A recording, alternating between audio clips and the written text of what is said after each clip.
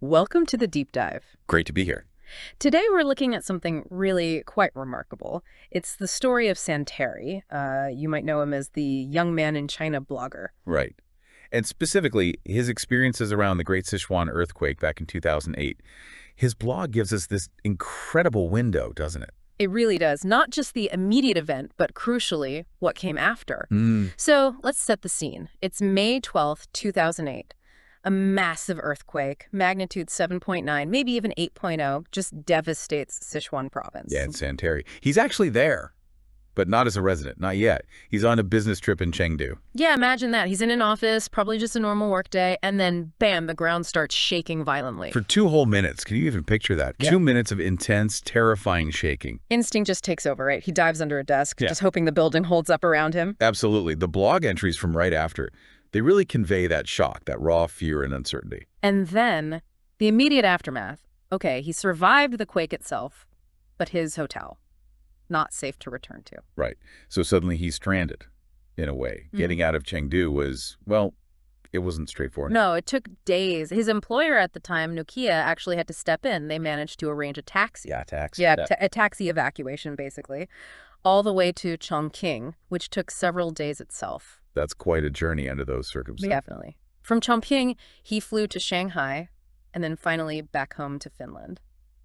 A pretty dramatic end to a business trip. You could say that, but here's the twist, the really interesting part of this story for our deep dive. Exactly. He didn't just go home and, put this traumatic event behind him. He moved back. He moved to Chengdu. Yeah. Became a resident. Yes. And that changes everything. That's the pivot. He goes from being this visitor caught in a disaster to being part of the community, dealing with the long, long recovery process. Living it. Precisely. And because he was living there, months later, his blog starts documenting something else, his own aid efforts. Very personal efforts aimed at some of the harder hit, more remote villages outside the main city. And the blog post titles from that time, they sort of tell the story themselves. You see things like Teolte Tulan An Xian. Which is like, here we come, An Xian. A sense of purpose there. Totally. Then there's Kota Ipalela and Xianisa. Soon no one will be cold in An Xian. That one's very specific, very telling. It really points to the kind of aid he was focused on. And later, simply Udilin Rakintamista. Rebuilding captures that long-term perspective. What strikes me is how personal this all was. This wasn't some big institutional thing. No, not at all. The understanding is that he was using his own money, his own resources, probably income from his tech job there. Which says a lot, doesn't it, about feeling a connection, maybe a responsibility? Definitely. A strong sense of individual empathy driving him to act directly. And he wasn't just, driving out there blind. He leveraged local connections. That seems key. Yeah, connections made at Sichuan University apparently played a big role. Right, which is likely how he met those students, Laia and Mei, who helped him out. Logistics, maybe translation. You need that local knowledge to be effective, especially in remote areas after disaster. It really shows how individual action often relies on that community network. And it makes you think about different scales of aid.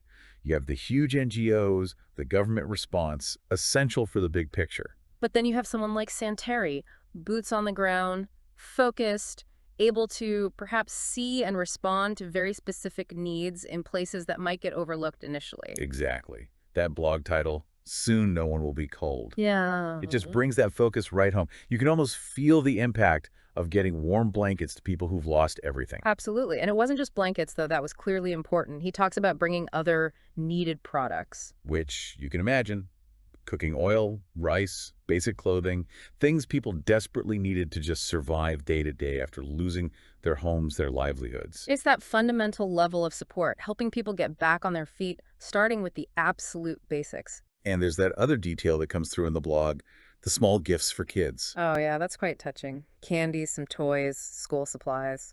In the middle of all that devastation and trauma, those little gestures, they matter. A bit of normalcy, a sign that someone cares, especially for children. A little bit of hope, maybe. And that other post title, Teolte Tulan, An Xian. Here we come. Regards, An Xian. It feels so direct, so personal. It does. You can picture him making those trips, probably on difficult roads, directly interacting with the families, delivering the aid himself. It's very human scale. And it wasn't just a one-time thing. Because he lived there, because he built those connections. He could see what was needed over time. It suggests a sustained commitment, not just an immediate reaction. Which is quite profound, really. Moving back, getting involved like that, it goes way beyond just witnessing something terrible. Yeah, what do you think drove that deeper involvement? Was it the initial shock, creating a bond, a Yeah, sense of solidarity? could be. Perhaps seeing it firsthand created a feeling that he couldn't just walk away, that he had the means living there to do something, however small it might seem in the grand scheme of things. A powerful choice to engage, not just observe. And we have to remember the context, right? This was 2008. China was gearing up for the Beijing Olympics just a few months later. Right. And the world was also heading into the global financial crisis. A lot was happening. And the earthquake itself, the scale was just staggering.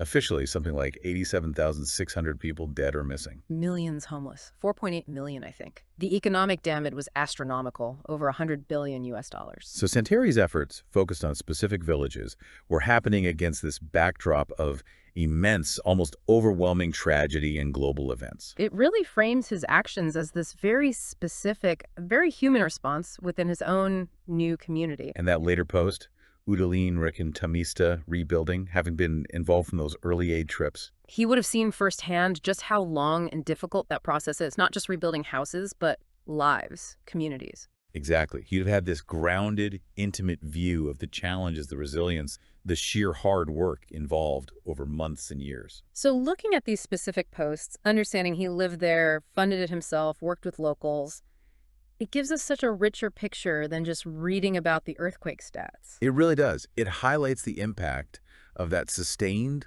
personal compassion, how one individual connected locally can make a tangible difference. It's a powerful reminder, isn't it, about those individual acts of kindness and responsibility that happen even amidst huge crises, stories that often don't make the headlines. Absolutely. The quiet resilience, the person-to-person help. It's inspiring. Well, thanks for diving into this specific angle with me. It adds a lot of depth to understanding the aftermath. My pleasure. It's a fascinating story within a larger tragedy. And thank you all for joining us for this deep dive. Welcome to the deep dive. Great to be here. Today we're looking